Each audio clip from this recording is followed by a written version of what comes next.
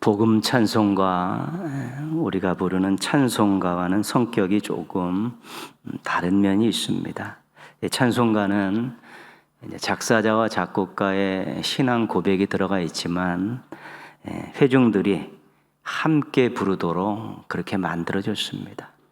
그래서 모두가 함께 자기의 신앙을 가지고 찬송가를 부르며 때로는 하나님께 영광을 돌리고 때로는 새로운 마음들에 대한 결단도 하고 그렇습니다. 근데 복음 찬송가는 개인적인 간증의 내용들이 많이 들어가 있습니다. 본인이 신앙생활을 하다 은혜 받은 그 순간의 감격을 가지고 기록된 가사들이 굉장히 많습니다.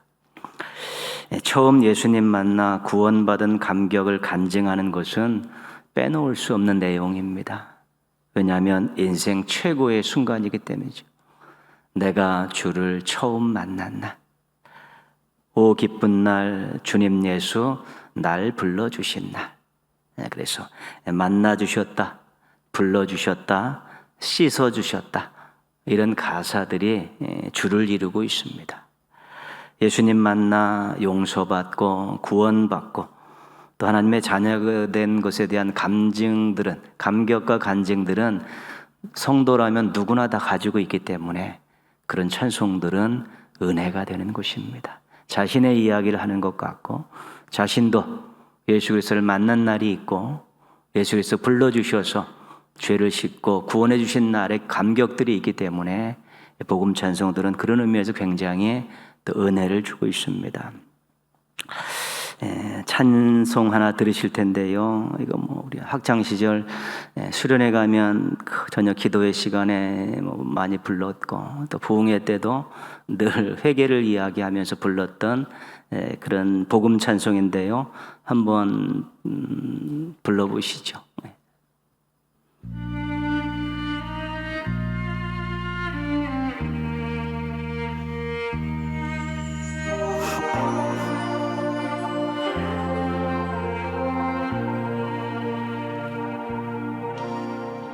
당자처럼 방황할 때도 애타게 기다리는 부드러운 주님의 음성이 내 마음을 녹이셨네.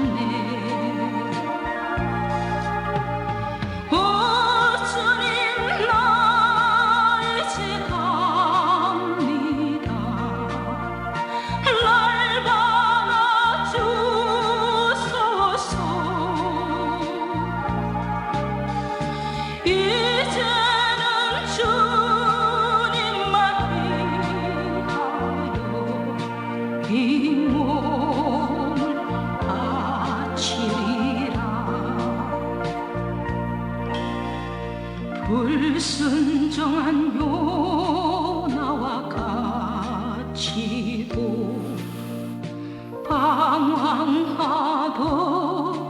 나에게 따뜻한 주님의 손길이 내 손을 잡으셨네.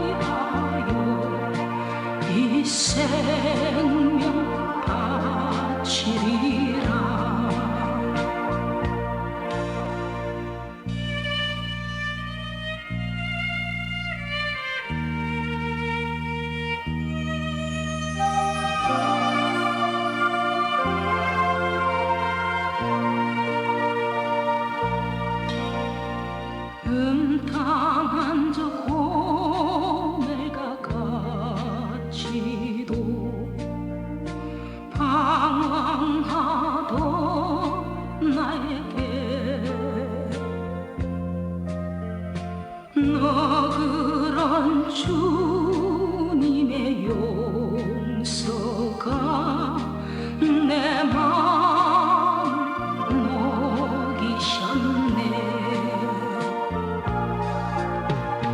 오 주님 나 이제 갑니다. 날 받아주소서.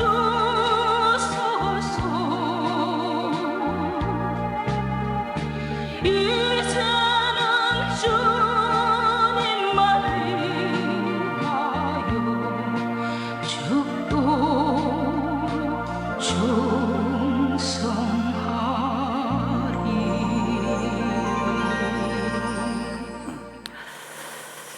죄를 짓고 방황하다가 하나님께 돌아오는 것도 복음 찬송의 중요한 주제 중에 하나입니다.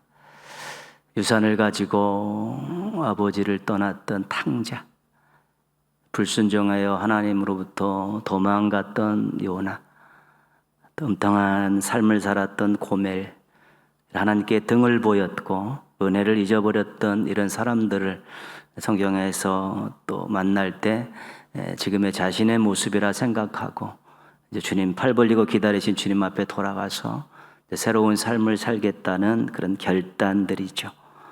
그래서 만남, 돌아옴, 이 두 가지가 복음 찬송가에서는 아주 중요한 주제입니다. 여기서 우리가 신앙에 대한 중요한 것을 하나 발견하게 되는데요. 신앙의 시작이 예수님과의 만남입니다. 그래서 신앙에 문제가 생겼을 때는 다시 처음으로 돌아가는 것이죠. 그 만남의 자리로 돌아가서 거기서부터 단추를 다시 꿰는 것입니다. 그게 회개고 그 회개의 자리가 또 새로운 신앙의 출발의 자리가 되는 것입니다. 2022년 우리 교단 총회 주제이고 우리 교회의 표어는 우리가 알고 있듯이 복음으로 교회를 새롭게 세상을 이롭게입니다. 교회가 새로워지기 위해서는 복음으로 돌아가야 된다는 것입니다. 교회가 세상을 이롭게 하기 위해서는 복음으로 돌아가야 된다는 것입니다. 복음의 주인공이 누구입니까? 예수님이십니다. 복음의 내용은 무엇입니까? 십자가와 부활입니다. 복음의 핵심은 무엇입니까? 십자가에서 죽으시고 사흘 만에 부활하신 예수님을 믿으면 구원받는다는 것입니다. 다시 이 시대의 이 교회가 다시 복음으로 돌아가서 예수 그리스도를 처음 만났을 때의 초심을 붙잡고 다시 새롭게 시작해 보자는 것이고 참으로 건강하게 그렇게 새롭게 다시 서서 세상을 이롭게 하자는 것입니다. 왜 예수님께 돌아가야 됩니까? 왜 예수님을 찾아야 합니까? 예수님이 생명의 원천이시기 때문에 그렇습니다. 예수님이 우리들의 능력의 원동력이기 때문에 그렇고 예수님이 우리의 기쁨의 근원이시기 때문에 그렇고 예수님이 우리가 당면하고 있는 문제 해결의 열쇠이기 때문에 예수님께 다시 돌아가서 거기서부터 우리 신앙을 추스리고 사명을 추스리게 될 때 우리가 다시 회복되어질 수 있고 또 원체 초심에 품었던 그런 아름다운 결단들을 이루며 살아갈 수 있게 되는 것입니다. 지금 예수님에 대한 이 신앙 고백, 예수님은 생명의 원천이시고 능력의 원동력이시고 기쁨의 근원이시고 모든 문제 해결의 열쇠라는 이 분명한 신앙 고백이 있으면 우리 삶에 여러 가지 어려움들이 있고 문제가 생겼을 때 우리는 당연히 예수님께 다시 돌아가고 그 만남을 기억하며 초심을 회복하면서 또 분연히 일어나서 아름다운 인생을 다시 시작할 수 있게 되는 것입니다. 예수님이 어떤 분이신가에 대한 분명한 신앙 고백을 다시 한번 점검하시고 평생 흔들림이 없이 변함없는 신앙 고백으로 또 장착하시기를 또 주님의 이름으로 부탁드리겠습니다. 요한 1서를 받은 신앙 공동체는 어수선한 분위기에 있었습니다. 3장 18절 말씀 보시면요. 자막에 있습니다. 아이들아 지금은 마지막 때라. 적그리스도가 오리라는 말을 너희가 들은 것과 같이 지금도 많은 적그리스도가 일어났으니 그러므로 우리가 마지막 때인 줄 아노라. 그 당시에 이제는 마지막 때다. 그 증거가 뭐냐면 적그리스도가 나타난 것. 적그리스도는 복음과 교회와 성도를 회방하는 그런 세력들입니다. 그러니까 교회와 성도들이 신앙적인 위협을 받고 있다는 것입니다. 그러니까 요한일서에서는 예수께서 그리스도이심을 부인하는 자, 이것을 이제 적그리스도라고 이야기하는데, 교회가 지금 굉장히 어수선합니다. 적그리스도들의 공격을 받고 있기 때문에 그렇습니다. 19절 말씀 바로 다음 절인데요. 그들이 우리에게서 나갔으나 우리에게 속하지 아니하였나니 만일 우리에게 속하였더라면 우리와 함께 거하였으려니와. 이 신앙 공동체 안에서 일부분의 사람들이 나간 것입니다. 그들이 주장하는 바가 적그리스도가 생각하는 신앙과 같은 것을 가지고 있었기 때문에 그들이 따로 분리되어서 그들 나름대로 또한 공동체를 만들고 위협을 가하고 있었던 것입니다. 교회 안에 신앙의 공격을 받고 또 공동체들이 서로 분열되는 모습들이 나타나면 교회는 혼란스럽습니다. 어수선하고요. 성도들이 신앙의 자리를 잡지 못하고 고민도 하고 갈등도 하고 때로는 상처도 받기도 하고 그렇습니다. 그렇게 되면 교회가 사명을 감당할 만한 여력이 없습니다. 내적으로 정말 어수선하고 힘든데 무슨 교회가 바깥을 향해서 세상을 향해 감당해야 될 사명을 감당하겠습니까? 지금 그런 직면에, 그런 상황에 직면해 있는 교회가 요한일서의 편지를 받는 신앙 공동체의 교회였던 것입니다. 그래서 요한일서를 기록하셔서 다시 생명력 넘치는 교회와 성도가 되기를 촉구하고 있는 것입니다. 오늘 말씀은 요한일서의 시작입니다. 요한일서가 편지라고 되어 있는데 서두가 없습니다. 그런 수신자, 발신자 이런 건 없습니다. 다른 편지하고 다릅니다. 그냥 바로 내용으로 바로 들어가 가지고 그 본론적인 이야기들을 하고 있는 것이죠. 그렇게 급박하다는 것입니다. 기본적으로 강조하고 있는 것은 예수 그리스도께 돌아가자입니다. 이 어수선한 신앙 공동체, 동력을 잃어버린 공동체를 향해서 예수 그리스도께 돌아가자라는 큰 주제를 가지고 지금 말씀을 시작하고 있는 것입니다. 신앙에 처음으로 돌아가서 다시 한번 되짚어보고 초심을 회복하고 다시 한번 시작해보자라는 그런 의미를 가지고 말씀을 시작하고 있는 것입니다. 1절 말씀입니다. 우리가 읽은 말씀인데요. 태초부터 있는 생명의 말씀에 관하여는 우리가 들은 바요, 우리가 눈으로 본 바요, 자세히 보고 우리의 손으로 만진 바라. 이 생명의 말씀을 생명 말씀 이렇게 분리해도 괜찮습니다. 요한복음 1장 1절은 태초에 말씀이 계시니라 이게 시작하죠. 예수님을 말씀하는 것이죠. 예수님께서 나는 길이요 진리요 생명이다라고 말씀하셨습니다. 그 생명도 예수님을 말씀하는 것입니다. 예수님에 대해서 들었고 보았고 만졌다는 것은 제자들의 경험입니다. 이 말은 무슨 말이냐면 예수님은 어떤 이야기 속에 나오는 추상적인 인물이 아니라 제자들과 성도들이 친히 눈으로 보고 손으로 만져보고 그 말씀을 들었던 역사적인 정말 인간적인 모습을 가지고 계셨던 역사적인 인물이라는 것을 이야기하고 있는 것이죠. 당대에도 그렇고 지금도 그렇고 예수님께서 어떤 이야기 속에 나오는 추상적인 인물로 이야기하고 신화적인 존재로 이야기하고 예수님의 인성을 부인하는 그런 주장들은 여지껏 계속되어 오고 있는 것입니다. 근데 생명이시고 말씀이신 그 예수님은 우리 제자들 우리가 보고 듣고 만진 분이다. 실제로 이 땅에 인간의 몸을 입고 오신 살아계신 또 역사적인 인물이라는 것을 다시 한번 강조하고 있는 것이지요. 2절 말씀 보시면요. 이 생명이 나타나신 바 된지라 이 영원한 생명을 우리가 보았고 증언하여 너희에게 전하노니 이는 아버지와 함께 계시다가 우리에게 나타나신 바 된 이시니라. 이 말씀에서 나타났다라는 말이 중요한 말입니다. 원래 예수님께서 하나님 아버지와 함께 계시다가 이제는 이 세상에 나타나셨다는 것입니다. 이게 무엇을 말하는 것입니까? 요한복음 1장 14절과 같은 말씀입니다. 말씀이 육신이 되어 우리 가운데 거하심에 우리가 그의 영광을 보니 아버지의 독생자의 영광이요 은혜와 진리가 충만하더라. 하나님의 아들 예수님께서 이 땅에 인간의 몸을 입고 오셨다는 것입니다. 나타나셨다는 것입니다. 우리가 이것을 교리적으로 성육신이다 그렇게 말씀하고 있습니다. 태초부터 하나님과 함께 계셨던 그 생명, 영원한 생명이신 예수께서 인간의 몸을 입고 이 땅에 나타나셨다. 그 말씀을 하고 있는 것입니다. 예수님은 원래 태초부터 하나님과 함께 계신 말씀이고 생명이셨습니다. 완전한 신이셨다는 것이죠. 완전한 신이셨다는 의미는 죄와 구원의 문제를 해결할 자격과 능력을 가지고 계신 분이라는 뜻입니다. 예수님이 신이시다는 이야기는 인간의 이 죄와 구원을 해결할 만한 자격과 능력을 가지고 계신 분이라는 뜻을 이야기합니다. 근데 그 예수님이 인간의 몸을 입고 이 땅에 나타나신 것입니다. 인간이 되셔서 이 땅에 오신 것입니다. 인간의 죄와 구원을 위해 인간 대신 형벌을 받으실 자격을 갖추셨다는 것입니다.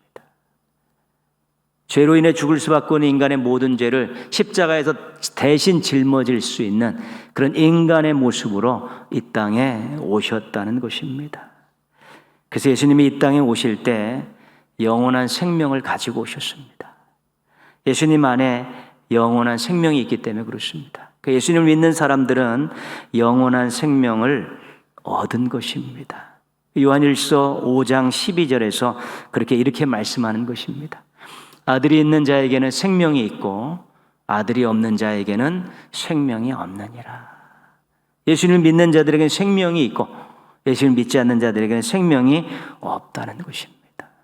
그래서 1절, 2절에서 말씀하는 내용은 뭐냐면 예수님은 우리에게 영원한 생명을 주신 분이다. 이 말씀을 하고 있는 거예요. 너희가 믿는 예수님은 너희에게 영원한 생명을 주신 분이다라는 것을 지금 편지를 시작하면서 강조하고 있는 것입니다. 여러분은 생명이 있습니까? 영원한 생명이 있습니까? 여러분에게 생명이 있고 영원한 생명을 가지고 있다라고 확신하고 고백할 수 있냐는 것입니다. 예수님이 우리에게 영원한 생명을 주신 분이고 아들이 있는 자에게는 생명이 있고 아들이 없는 자에게 생명이 없다고 말씀하셨는데 이게 예수님이 있냐 없냐, 예수를 믿냐 안 믿냐, 그럼 내가 생명이 있냐 영원한 생명이 있냐, 이 부분에 대한 대답들이 분명해져야 된다는 것입니다. 지금 막 어수선하고 막 복잡한 교회 상황 속에서 너가 정말 예수님을 믿고 있느냐, 예수님이 가져온 생명, 영원한 생명을 너희가 가지고 있느냐를 그들에게 묻는 것입니다. 그 대답이 없으면 아무런 해결할 실마리를 찾아내지 못하기 때문에 그것을 강조하고 또 강조하고 있는 것입니다. 3절 말씀은 굉장히 중요한 말씀입니다. 같이 한번 읽겠습니다. 우리가 보고 들은 바를 너희에게도 전함은 너희로 우리와 사귐이 있게 하려 함이니 우리의 사귐은 아버지와 그의 아들 예수 그리스도와 더불어 누림이라. 영원한 생명은 천국에서 영원토록 하나님을 즐거워하는 것입니다. 이것은 시간적인 개념입니다. 그런데 또 하나 영원한 생명은 하나님과 사귐을 갖는 것입니다. 영원하신 하나님과 사귐을 갖고 사는 것도 영원한 생명을 누리는 방법이 되는 것입니다. 성부 하나님, 성자 하나님, 성령 하나님, 이 삼위일체 하나님께서는 서로 유기적으로 교제하시면서 협력하시면서 이 땅을 운행하고 계시고 구원의 사역을 이루고 계십니다. 최고의 사귐, 최고의 교제는 우리가 삼위일체 하나님에서 볼 수 있는 것입니다. 그런데 예수님 때문에 영원한 생명을 얻은 사람들이 그 하나님과 사귐을 가질 수 있는 자격을 얻게 된 것입니다. 하나님과의 사귐, 하나님과의 교제, 하나님과의 코이노니아, 이것은 예수님의 영원한 생명을 주신 예수님이 우리에게 주신 엄청난 선물입니다. 죄인인 인간인 하나님과 사귐을 가질 수 있는 것입니다. 피조물이 창조주와 사귐을 가질 수 있고 교제할 수 있는 것은 이것은 인생 최고의 선물이라고 말할 수 있는 것입니다. 하나님과 함께하는 삶, 하나님과 동행하는 삶이 최고의 인생 아니겠습니까? 이 자격을 예수님께서 주셨다는 것입니다. 더불어서 우리에게 또 하나의 사귐이 생겼는데 그것은 예수님을 믿는 사람들과의 사귐입니다. 신앙 공동체 안에 지체들과의 사귐이고 형제 자매들과의 사귐입니다. 성도의 교제입니다. 인간적인 조건들이 다 다른 사람들이 오직 예수 그리스도라는 그 공통점을 가지고, 그분을 믿는 공통점을 가지고 만나서 은혜 안에서 서로 교제하고 사귀는 것입니다. 영원한 생명을 얻게 된 감격을 가지고 함께 예배를 드리는 것이고요. 영원한 생명을 주신 하나님의 뜻대로 살기 위해서 함께 훈련을 받는 것이고요. 하나님의 일이 흥왕되게 잘 되도록 함께 봉사하는 것이고요. 그런 것을 준비하며 그런 것을 마치고 나서 얻은 은혜와 감격들을 서로 나누는 그런 성도의 사귐, 성도의 교제도 우리에게 허락된 것입니다. 예수님은 우리에게 사귐을 주신 분입니다. 여러분은 하나님과 잘 사귀고 있습니까? 성도들끼리 잘 사귀고 있습니까? 이 사귐이 허접한 것이 아닙니다. 하나님과의 사귐, 이것은 정말 있을 수 없는, 우리가 도저히 할 수 없는 일을 예수님께서 주신 사귐이고, 우리가 예수님 믿고 영원한 생명을 얻고 하나님과의 사귐이 시작되면서 또 하나의 신앙 공동체 안에서 정말 많은 사람들을 같은 믿음을 가지고 만났는데 이 사귐을 우리가 소홀히 여겨서는 안 되는 것입니다. 그래서 이 사귐에 대해서 하나님과 내가 잘 사귀고 있는가, 하나님과의 교제가 정상적으로 이루어지고 있고, 내가 함께 신앙생활하는 성도들과 잘 사귀고 있고 성도의 교제를 잘하고 있는가, 이것들도 우리가 살펴봐야 될 아주 중요한 주제입니다. 영원한 생명을 가지고 있습니까? 하나님과 사귐을 잘 하고 있습니까? 성도들과 잘 사귀고 있습니까? 이것이 던져지는, 오늘 우리들에게도 던져지는 질문이고, 또한 요한일서 신앙 공동체에게도 던져지는 질문입니다. 영원한 생명 정말 가지는군요. 하나님과 잘 사귀고 있냐? 성도들과 잘 사귀고 있느냐? 여기에 대한 대답이 분명하지 않으면 신앙생활이 즐겁지 않습니다. 여기에 대한 대답이 확실하지 않으면 신앙생활이 무료해질 확률이 높고요. 여기에 대한 확신이 없으면 자꾸 뒤로 물전하고 자꾸 곁으로 가고 또 이 핑계 저 핑계 삼으면서 신앙에서 멀어질 그런 준비들을 하게 되는 것입니다. 신앙의 궁극적인 열매가 무엇입니까? 오늘 4절 말씀입니다. 우리가 이것을 쓰면 우리의 기쁨이 충만하게 하려 함이라. 영원한 생명을 가진 사람은 기쁨이 충만합니다. 하나님과 사귐을 잘하고 있는 사람은 기쁘게 삽니다. 성도들과 사귐을 잘하고 있는 사람들은 기뻐할 일이 많습니다. 영원한 생명, 하나님과의 사귐, 또한 성도들과의 사귐을 강조하고 있는 이유는 그것 때문에 우리가 기뻐할 수 있기 때문에, 그것 때문에 우리가 기쁨 충만할 수 있기 때문에 그런 것입니다. 예수님께서 요한복음 15장 11절에서 이렇게 말씀하셨습니다. 내가 이것을 너희에게 이름은 내 기쁨이 너희 안에 있어 너희 기쁨을 충만하게 하려 함이라. 예수님께서 말씀하시면서 내 안에 기쁨이 있는데 얼마나 좋은지 모른다. 네 기쁨이 너희 안에 있었으면 좋겠다. 그 너희도 기쁨이 충만했으면 좋겠다. 예수님이 제자들에게, 성도들에게 바라는 것은 예수님이 누리는 그 기쁨을 성도들과 제자들도 누렸으면 하는 바람입니다. 기쁘게 살기를 원하고 기쁨 충만하기를 원하고 계신 것입니다. 요한복음 17장 13절도 같은 맥락입니다. 지금 내가 아버지께로 가오니 내가 세상에서 이 말을 하옵는 것은 그들로 내 기쁨을 그들 안에 충만히 가지게 하려 함이니라. 지금 아버지께 간다, 승천하시다. 제자들을 떠나 승천하시는데 이제는 그래서 이렇게 말을 하고 기도하는 그 예수님의 심정이, 내 기쁨이 저들 안에도 충만하게 있기를 원한다는 것입니다. 예수님의 소원, 제자들을 향한, 성도들을 향한 예수님의 바람, 소원 중에 한 가지는 예수님 안에 있는 이 기쁨, 이 신적인 기쁨이 그들 마음속에 충만하게 되기를 원한다는 것입니다. 예수님이 이 땅에 오시면서 영원한 생명을 가지고 오셔서 예수님을 믿는 사람들을 영원한 생명을 누리게 하셨기 때문에 영원한 생명을 정말로 누렸다고 생각하고 가졌다고 생각하면 기뻐할 수 있는 것이고, 예수님이 이 땅에 오셔서 십자가의 죽으심을 통해 하나님과의 사귐의 길을, 교제의 길을 열어놓으셨기 때문에 하나님과의 교제가 정말 좋으면 기쁘게 살 수 있고요. 또 믿음의 공동체 안에서 믿음으로 만났던 그 많은 우리 지체들과 성도들과 정말 좋은 사귐, 교제를 잘하게 되면 또 기쁘게 살 수 있기 때문에 예수님께서 이 땅에 오신 목적, 우리를 구원하시기 위해서 오신 것과 더불어서 이 땅을 살아가는 성도들이 기쁘게 살고 기쁨 충만하게 살기를 원하신다는 사실을 잊지 말아야 되는 것입니다. 그래서 영원한 생명을 주시고 하나님과 사귐의 길을 열어주시고 성도의 교제를 할 수 있도록 공동체를 만들어 주신 것입니다. 우리나라가 불명예 1위가 많습니다. OECD 국가 중 자살률 1위는 10년 넘게 부동의 자리를 지키고 있습니다.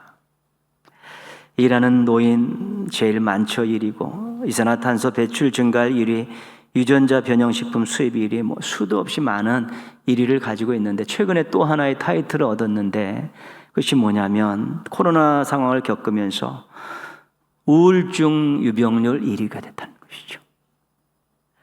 신경과학회 통계에 따르면 10명 중 4명이 우울증을 앓고 있다는 것이죠.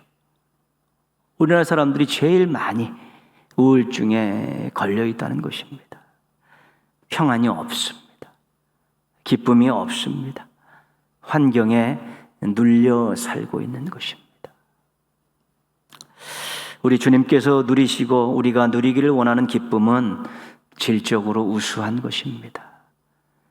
감옥 속에서도 찬송을 부를 수 있는 기쁨입니다. 사자굴 속에서도 담대할 수 있는 기쁨입니다. 무화과나무가 무성하지 못하고 포도나무에 열매가 없고 감람나무에 소출이 없어도 사라지지 않는 그런 기쁨입니다. 위로부터 주시는 기쁨이고 샘솟듯이 솟아나는 기쁨입니다. 우리가 무엇에 재산을 많이 가져서 내가 세상적으로 성공해서 자녀가 잘 돼서 그래서 얻는 기쁨이 아니라 영원한 생명을 가지고 있기 때문에 하나님과의 사귐을 잘하고 있기 때문에 성도들과의 사귐을 잘하고 있기 때문에 예수 그리스도께서 주신 이 귀한 선물들을 잘 활용함을 통해서 얻는 기쁨이기 때문에 환경에 절대로 눌리지 않습니다. 환경을 뚫고 나오는 기쁨이고요. 그 환경 속에 있으면서도 누릴 수 있는 기쁨이고 예수님 속에 간직한 기쁨이고 예수님이 우리 마음 속에 심어주신 기쁨이기 때문에 우리 그 기쁨을 잃어버려서는 안 되는 것입니다.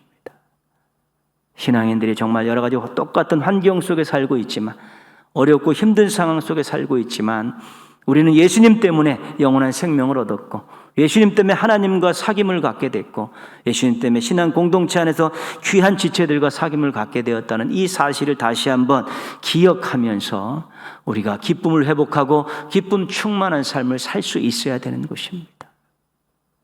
좋은 환경에서 기뻐할 수 있는 건 누구나 할 수 있는 일이고 잘 되는 일, 좋은 것을 얻을 때 기뻐할 수 있는 건 누구나에게 얻을 수 있는 기쁨이지만 어렵고 힘든 환경 속에서도 그 영원한 생명과 하나님과의 사귐, 성도의 사귐을 우리가 잘 활용하면서 고백하면서 그 기쁨 충만하게 살아가는 것은 우리만이 할 수 있는 일이고 우리 성도들만이 할 수 있는 아름답고 고유한 권한이기도 한 것입니다.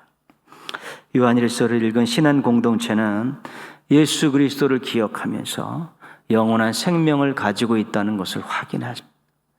그리고 하나님과의 사귐이 허락되었다는 걸 알고 하나님과의 사귐에 다시 한번 시동을 걸고 성도들과의 사귐이 너무도 중요한 하나님이 원하신다는 것을 알고 또 성도들과의 사귐에 다시 한번 도전하면서 그들이 이 교회의 어수선한 분위기, 힘든 상황들을 또 동력을 잃은 그 신앙의 모습들을 회복하려고 노력하게 된 것입니다.